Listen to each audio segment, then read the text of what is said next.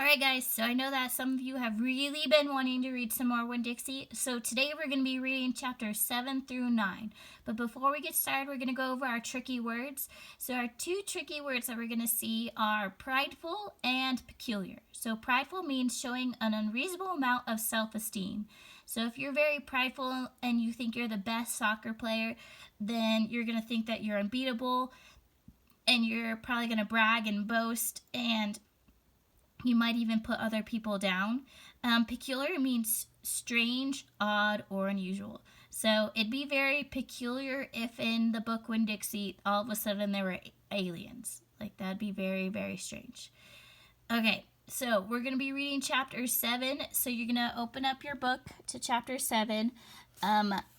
If you're not sure what page it is, for me it's page 45, but I have a different book than you, so I'm not totally sure if you'll have the same page as me. If you remember, Opal and Winn-Dixie had gone to the Herman W. Block Memorial Library, and Winn-Dixie was tied up outside, and he was looking through the window for Opal, and Miss Franny thought that he was a bear. And so now they're listening to a story. Miss Franny's going to tell them about how a real bear had come into the Herman W. Block Memorial Library. So chapter 7. Back when Florida was wild, when it consisted of nothing but palmetto trees and mosquitoes so big they could fly away with you, Miss Franny Black started in, and I was just a little girl no bigger than you. My father, Herman W. Black, told me that I could have anything I wanted for my birthday, anything at all. Miss Franny looked around the library. She leaned in close to me. I don't want to appear prideful, she said, but my daddy was a very rich man, a very rich man. She nodded and leaned back and said, and I was a little girl who loved to read, and so I told him, I said, Daddy, I would most certainly love to have a library for my birthday. A small little library would be wonderful. You asked for a whole library? A small one, Miss Franny nodded. I wanted a little house full of nothing but books. I wanted to share them too, and I got my wish. My father built me this house, the very one we are sitting in now, and at a very young age I became a librarian. Yes, ma'am. What about the bear? I said. Did I mention that Florida was wild in those days? Miss Franny Block said. Uh-huh, you did. It was wild, and there were wild men and wild women and wild animals. Like bears? Yes, ma'am, that's right. Now I have to tell you, I was a little Miss Know-It-All. I was a Miss Smarty Pants with my library full of books. Oh, yes, ma'am, I thought I knew the answers to everything. Well, one hot Thursday, I was sitting in my library with all the doors and windows open and my nose stuck in a book when a shadow crossed the desk. Without looking up, yes, ma'am, without even looking up, I said, is there a book I can help you find? Well, there was no answer, and I thought it might have been a wild man or a wild woman, scared of all these books and afraid to speak up, and I became aware of a very peculiar smell, a very strong smell. I raised my eyes slowly, and standing right in front of me was a bear. Yes, ma'am, a very large bear. How big? I asked.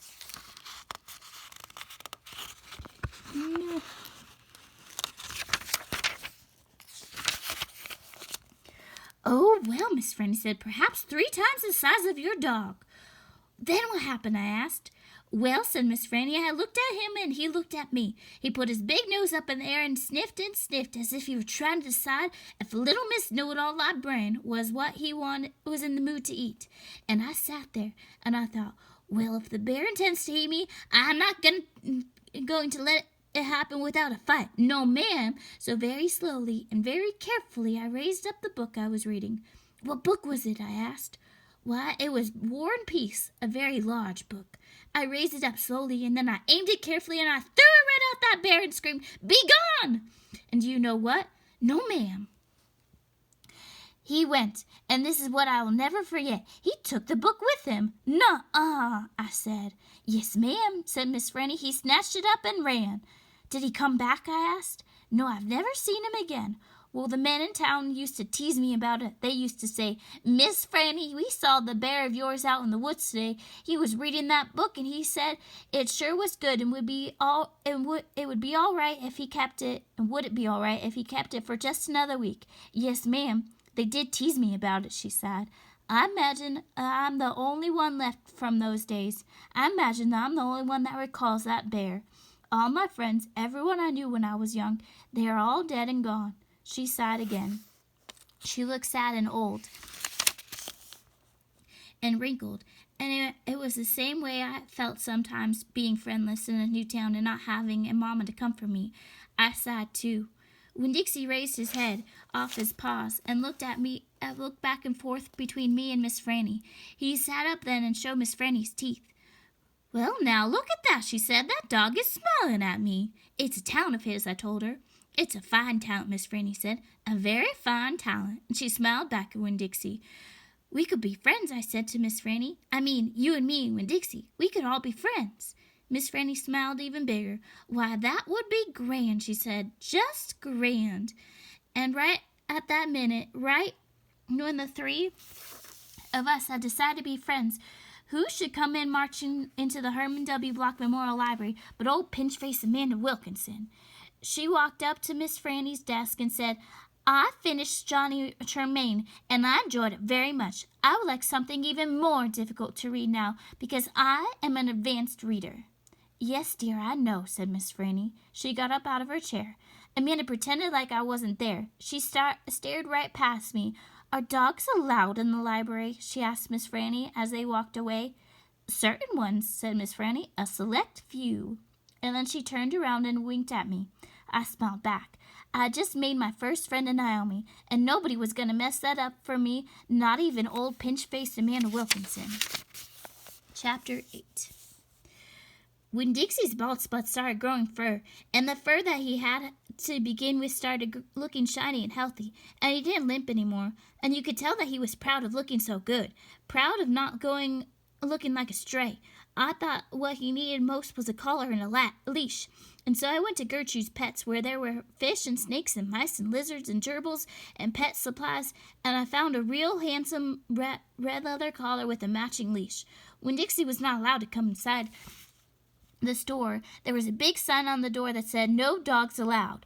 So I held the collar and the leash up to the window, and Winn-Dixie, who was standing on the other side of the window, pulled up his lip and showed me all his teeth and sneezed and wagged his tail something furious. So I knew he absolutely loved the leash and collar combination, but it was very expensive.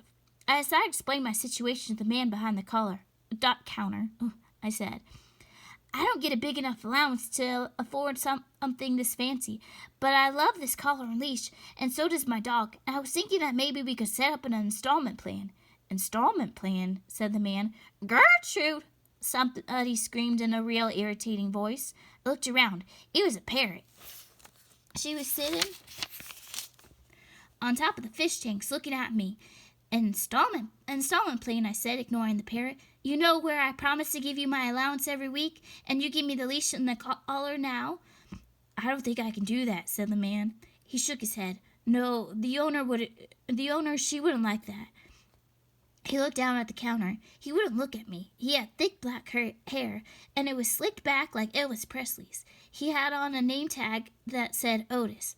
"Or I could work for you," I said. "I could come in and sweep the floors and dust the shelves and take out the trash. I could do that."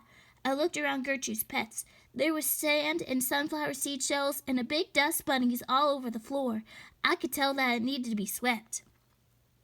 Said Otis. He looked down at the counter some more.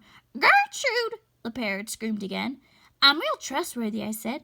"I'm new in town, but my daddy is a preacher. He's the preacher in the Open Arms Baptist Church in Naomi, so I'm real honest. But the only thing is, Winn-Dixie, my dog, he would have to come inside with me, because if we get separated for too long, he starts to howl something terrible."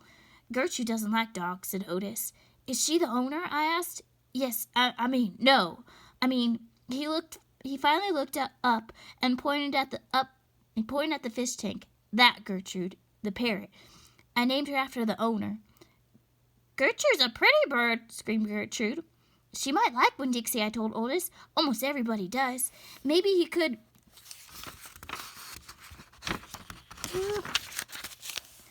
"He'd come inside and meet her, and if the two of them get along, then I could have the job?" Maybe, Otis said. He looked down at the counter again. So I went and opened the door, and Winn-Dixie came trotting on inside the store. "Dog!" screamed Gertrude. I knew it. Otis told her, and then Gertrude got real quiet. She sat on the top of the fish tank and cocked her head from one side to the other, looking at Winn-Dixie, and Winn-Dixie stood and stared back at her. He didn't hardly move. He didn't wag his tail. He didn't smile. He didn't sneeze. He just stared at Gertrude, and she stared at him. And then she spread her wings out real far and flew and landed on top of Winn-Dixie's head. "Dog!" she croaked. Winn-Dixie wagged his tail just a little bit, tiny bit, and Otis said, "You can start Monday." "Thank you," I told him. "You won't be sorry." And on the way out of Gertrude's Pets, I said to Winn-Dixie, "You're better at making friends than anybody I've ever known. I bet if my mama knew you, she would think you were the best dog ever." Winn-Dixie was smiling up at me, and I was smiling down at him, and so neither one of us was looking where we were going, and we almost bumped right into Sweetie Pie Thomas. She was standing there sucking on her knuckle, the knuckle on her third finger, staring in the window of Gertrude's Pet. She took her finger out of her mouth and looked at me. Her eyes were all big and round. "Was that a bird sitting on that dog's head?" she asked. She had her hair tied up in a ponytail with a pink ribbon.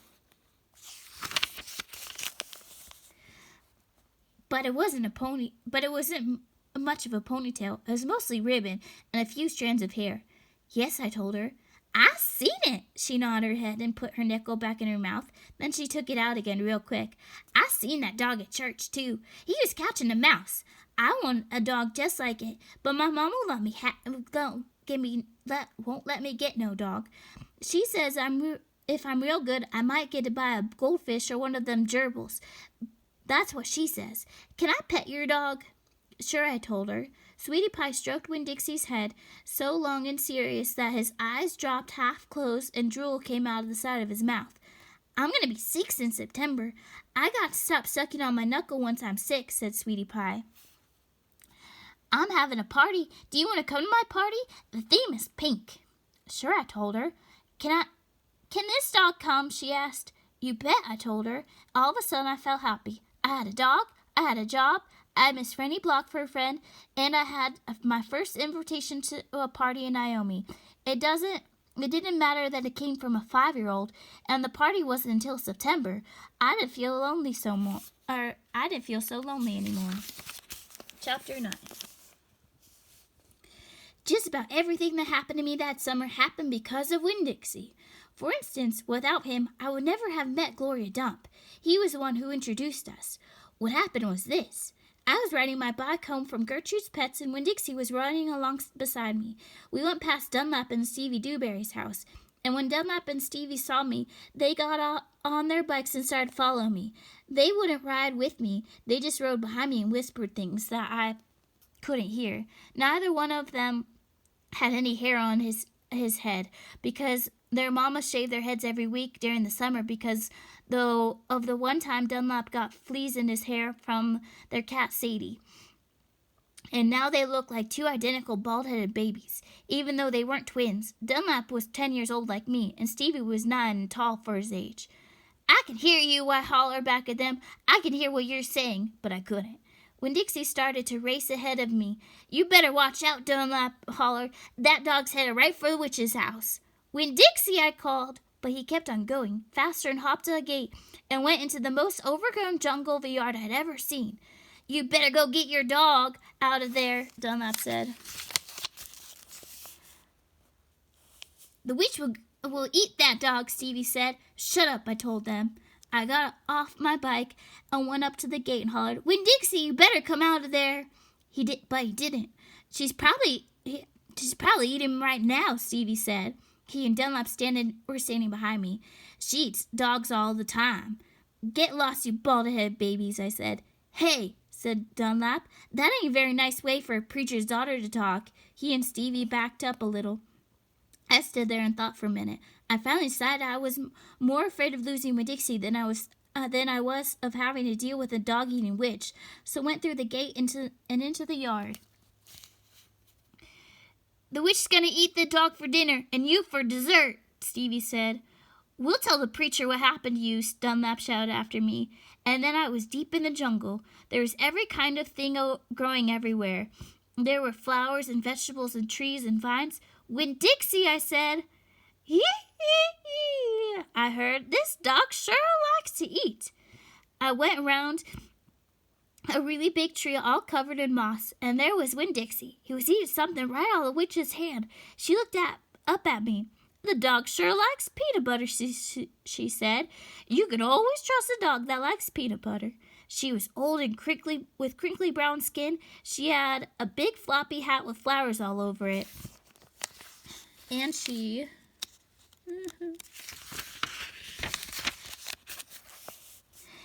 didn't have any teeth. But she didn't look like a witch. She looked nice, and when Dixie liked her, I could tell. I'm sorry he got into your garden. You ain't got to be sorry, she said. I enjoy a little company. My name's Opal, I told her. My name's Gloria Dump, she said. Ain't that a terrible last name, Dump? My last name's Baloney, I told her. Sometimes the kids at school back at home in Watley called me lunch meat. Huh? Gloria Dump laughed. What about this dog? What do you call him?